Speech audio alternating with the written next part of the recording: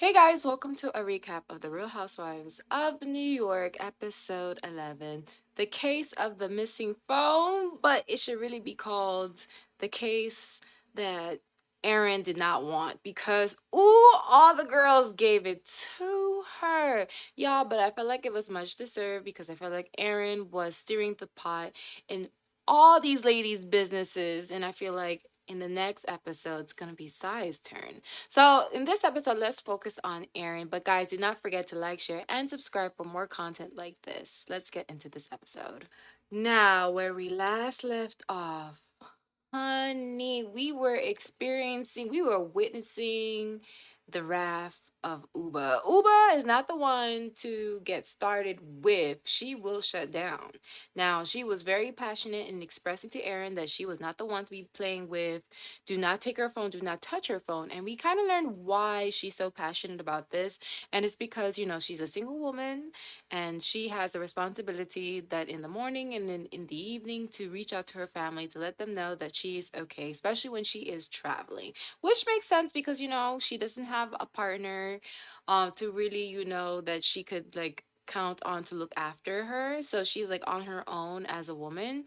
So she's still experiencing this at her age. She's in her 40s and she has family that look out for her and her interests. So it kind of set off red alarms for her when she didn't have her phone that evening to let her family know that she's okay and she's back home and she's resting in her bed. So I could understand that, and I feel like every international woman can understand that. Any woman, period, would understand that. I get it. I get it. And I felt like Erin, the way she was handling the situation, I feel like if you see that it bothered Uba so much, you have to take a pause and kind of understand the situation. Why is Uba so mad? Now, Uba was out of line for, taking the sunglasses out of Erin's face and and talking to her the way she talked to her.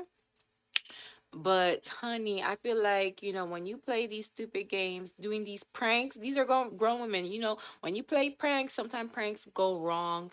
Not everyone's going to laugh at a prank. So that's, the risk that you run in playing these games, these childish games. And these are supposed to be a girls' trip. Where's the girls tripping? Okay.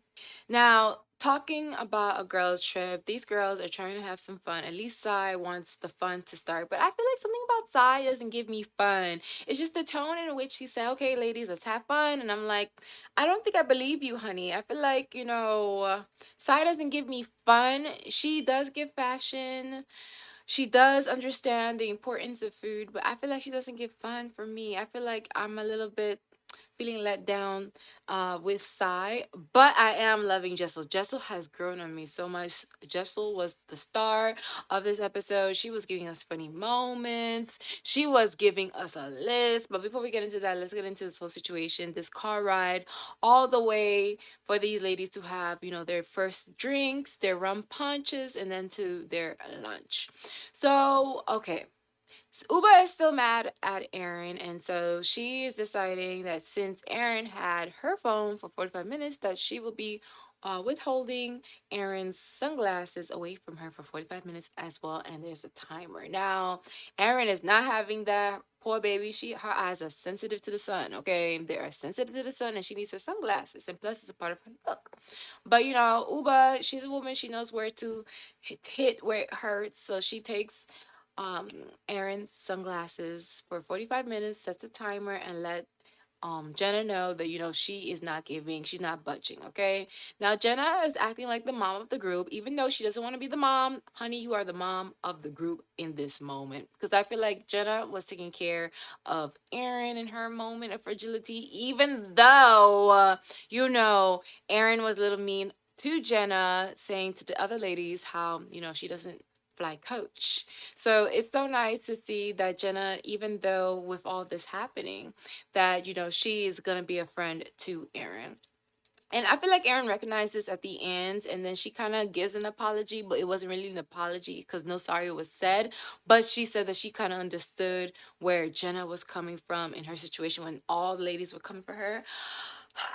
I don't know. That's interesting to me, but nonetheless, of course, Jenna's our girl. Jenna is a girl's girl and she supports women. So she is comforting Aaron while, all the ladies are trying to have fun. So we make it to this bar, and guys, this whole bar is giving me vibes that I'm going to try this drink that Elvis is making. Elvis owns the bar, and Elvis was hosting the ladies, showing them the drinks. So he had his own personal natural made drink in a bottle, and apparently this was the best damn rum that these ladies have ever tasted. So I was so curious about this because it looked good. It looked crispy. It looked icy in that cup. It looked spectacular for sure.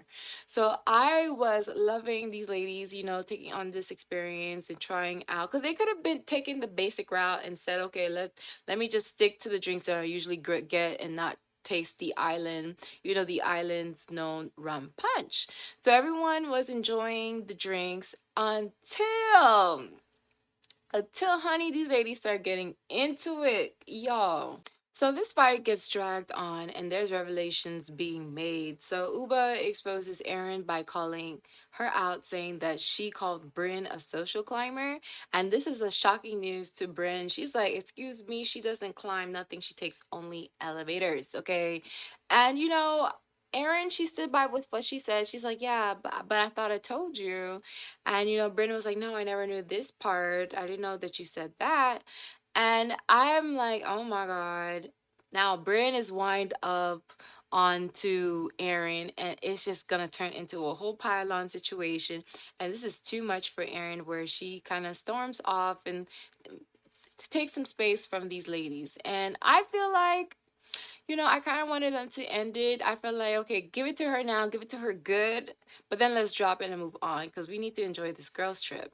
So, of course, Jenna, she went to go comfort Aaron, and they had to kind of watch ladies have fun, take shots, do drinks, do a limbo, and have all this fun while they're over playing Connect Four. I'm like, you guys could have played Connect Four in the States, not over here in Anguilla, okay? So that is over. The drinking is done. They move over to go to have lunch. Now, when they move to go have lunch, of course, the timer goes off and Erin could now have her sunglasses. But of course, she is not over being upset about the situation. And they take all this emotion into their lunch. And I really wish we could have seen the food, because the food that they had previously in the previous episodes on this trip looked good aside from the hair being on it.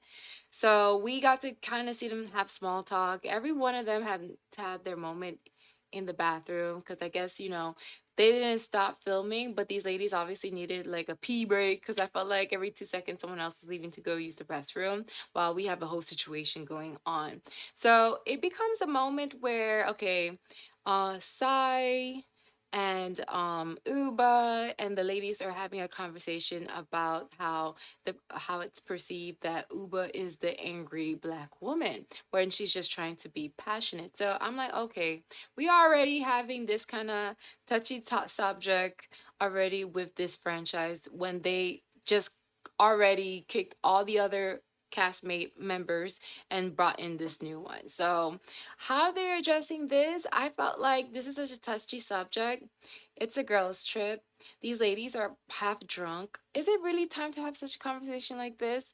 I understand Uba's point, but the thing is, I felt like Sai was kind of like pulling away from that topic, maybe rightfully so, because these ladies were drunk. So I don't think that was a moment for that topic to really be discussed. I do think we may see this conversation talked about again in a proper setting, but it wasn't this moment in this girls' trip, especially when these ladies are pretty much drunk. Like Bryn is already on. Bryn, they should have tapped her out, honey. No more drinks for you. Last call, last call, last call.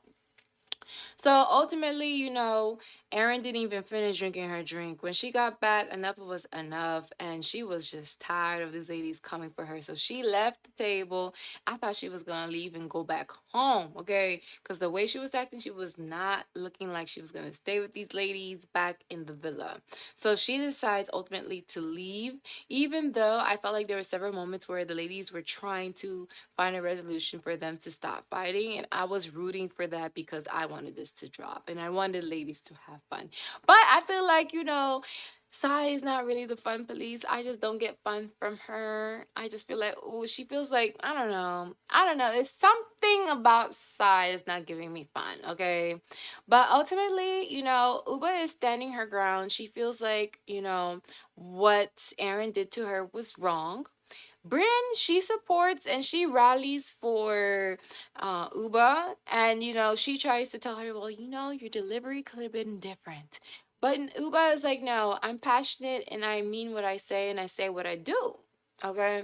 So it's like pretty much don't mess with Uba because he's like, if she feels a certain way, she feels a certain way. And if you are on the wrong side, honey, you are on the wrong side. Now, what I was living in this moment at the lunch was that we get to learn that Bryn has a whole career and she's a whole boss. Like I feel like I want to know more about that. But of course, we get a little sob story about her and her grandmother who raised her, which I think is beautiful. But child, honey, I feel like we I want to move past that. I want to see you being a boss. You leveled up since then.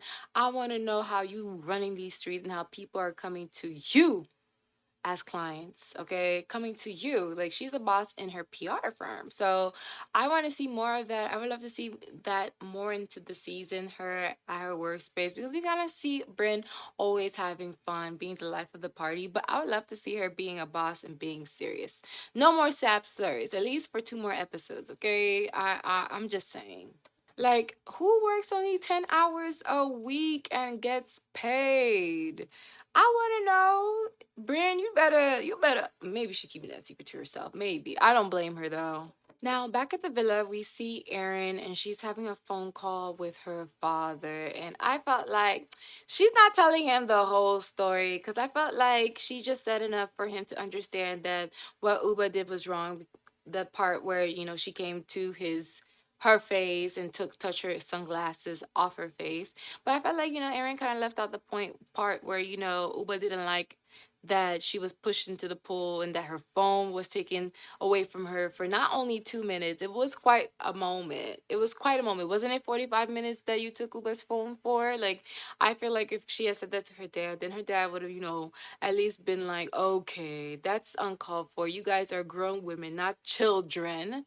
At least as I would do as a parent. But who knows? He could have still taken up for Aaron. But Aaron knew to lie a little bit or fluff up the facts a little bit about the situation. So, of course, she is, getting the victim treatment. So I'm like, okay, how is this going to work? Because I really thought she was going to leave this trip. But I guess we still at it again. And we were. And I felt like this episode was too long. And for what? I did not need it to be an hour and 15 minutes. We did not need that. What do you guys think? Let me know down in the comments below. Now, when the ladies returned from lunch, Erin, the way she talks to Uba was very concerning to me because she's like, Uba, come. And I'm like, this girl is not a dog. Like, what are you doing? And I get that Erin is direct, but the way she is talking, the tone and delivery, honey. And I understand she understands tone and delivery because we've seen how she talked to her father. She knows how to play it up a little bit to get the sympathy. So why is she talking like that to Uba? So of course Uba responds correctly and says, "No, you need to ask me nicely." And that is what you do. That's exactly how you respond because I felt like if Uba took the approach and checked her, then, of course, Aaron's going to run even more as a victim. So they do have a talk, and that talk leads to nowhere because Uba needs to prove a point with her phone, and her phone is missing. Honey, that phone is missing again. It's missing again, and she can't prove a point, and Aaron is not doesn't want to waste more time on this topic. She ultimately wants the topic to be dropped, but I feel like, she wants it to drop a certain way, and Uba is not letting it just happen the way it wants to happen like that. So they separate and then they meet again to fight about this again at the pool. And I'm like, oh my God, this girl's trip is not fun. They're at the pool and doing all this. All this for what? And it just turns to a situation where, Uba was just dropping all the knowledge she has of how Aaron been talking about all these ladies. And oh, by the way, at the lunch, well, the golf cart ride to the lunch, we learned that Jessel has a list of all the stuff that been bothering her about Aaron that she just have on her phone, just waiting for its moment. And I'm like living for this because I feel like Jessel is having so much fun. I feel like she got more comfortable with the cameras. I feel like she got more comfortable with these ladies. So I'm just waiting for her to just spill this tea on Aaron to Aaron, okay? Because girl, I need you to not just be a gangster in these confessionals, uh, behind Erin's back. I need you to do that in front of her face. Run amok in front of her face. So we're at the pool, and Erin is, yelling. Now I feel like she's being aggressive. Erin was being aggressive. She was yelling, telling Uba to shut up. Excuse me, who are you talking to like that? And it just becomes too overwhelming, too much for Erin, that even Bryn was like, okay, we gotta chill. We gotta chill on her, because even Bryn was calling out Erin about how she kind of called her a slut. Okay. So it was becoming too much for Erin, where she was rushed out this pool. It was too damn much. And I'm like, I'm tired. I'm stressed. I felt like this episode was way too long. Did we need this moment? And, throughout this whole situation, even Jenna was not dealing with it. Jenna was out here working on her project that she has going on, and I'm like, good for you, Jenna. You don't get into the mess. You get into mess when it's appropriate. But I felt that was so funny that Jenna was the one comforting Erin, and she's also comforting herself. I think, Jenna, be like Jenna, guys, okay? Ultimately, they decide that Uba and Erin need to have a talk alone to work things out.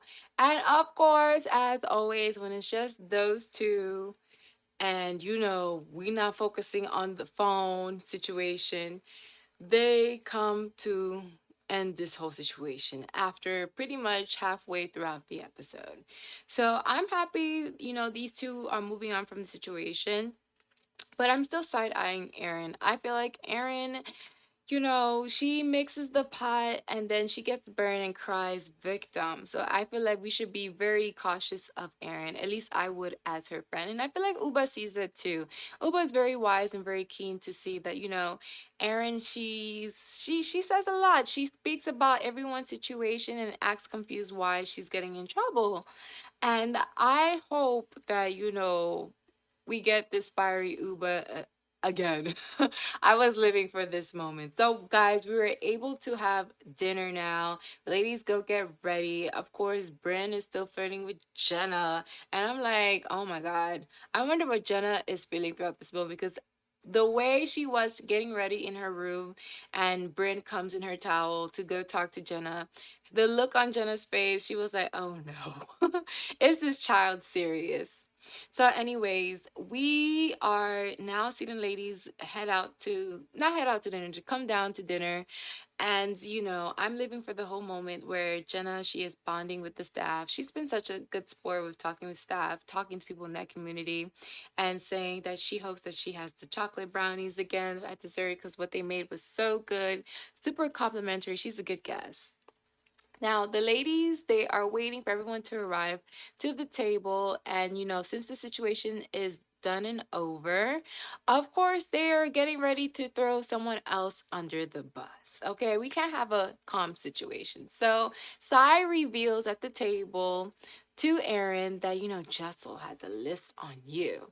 And I'm like, okay, this is going to be a setup for the next episode, because Sai too as well has been talking about all these ladies too as well. And I'm ready for her to receive the energy of all these ladies coming at her at once. We get to see a little cute little preview of it in the next episode, where she has a sit down with Jessel.